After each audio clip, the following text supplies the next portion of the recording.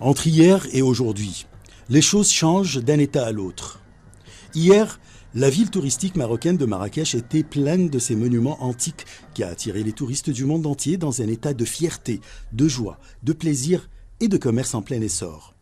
Aujourd'hui, quelques monuments de Marrakech sont devenus des ruines et les bulldozers tentent de sauver ce qui en reste en utilisant toutes les capacités humaines et matérielles.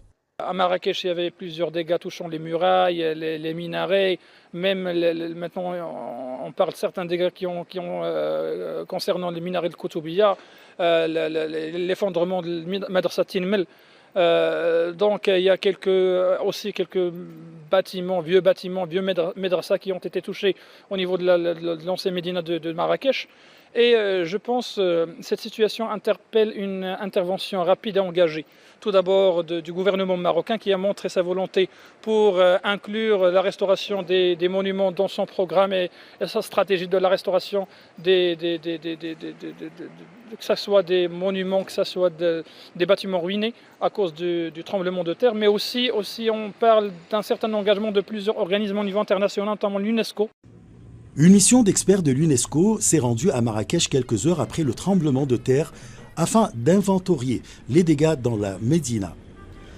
Cette mission a observé des dommages sur de nombreux bâtiments, entre autres le minaret de la mosquée Karbouch sur la place Jemaa el-Fna a été presque entièrement détruit. Le minaret de la Koutoubia présente des fissures importantes. De nombreuses maisons de l'ancien quartier juif du Mella se sont effondrées. Les remparts de la vieille ville sont eux aussi touchés en de multiples endroits. L'UNESCO qui a manifesté son inquiétude concernant l'état de plusieurs monuments au niveau de la Médine de Marrakech, mais aussi qui a montré et manifesté sa volonté pour participer aux efforts de la restauration et de sauvegarde de ce patrimoine. La restauration doit être effectuée dans le respect des normes de l'architecture et des modes de construction traditionnels, car aujourd'hui, ces monuments, ce sont les déterminants et aussi ce sont les points qui attirent le plus les flux des touristes vers que ce soit vers la ville de Marrakech qui est aujourd'hui la locomotive du tourisme au Maroc, mais aussi ces monuments rentrent dans le patrimoine national, dans le patrimoine international et dont le sauvegarde doit être effectuée et la restauration doit être faite d'une façon urgente et d'une manière qui respecte les normes. Le gouvernement marocain a exprimé sa priorité de restaurer les monuments endommagés par le séisme, de préserver le patrimoine et de soutenir le secteur du tourisme qui, d'après le porte-parole du gouvernement marocain, n'a pas été affecté par le séisme jusqu'à présent. Il existe aujourd'hui de nombreux indicateurs auxquels nous devons prêter attention. Premièrement, tous les indicateurs du secteur touristique dans les zones touchées par le tremblement de terre sont revenus à leur état normal.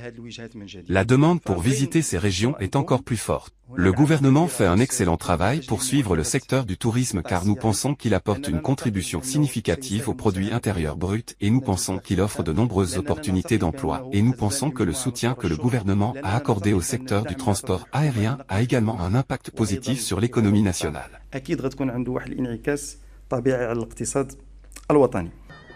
La déclaration du porte-parole du gouvernement marocain a également été confirmée par le président de la Fédération des compétences marocaines résidant à l'étranger après sa visite sur le terrain à Marrakech.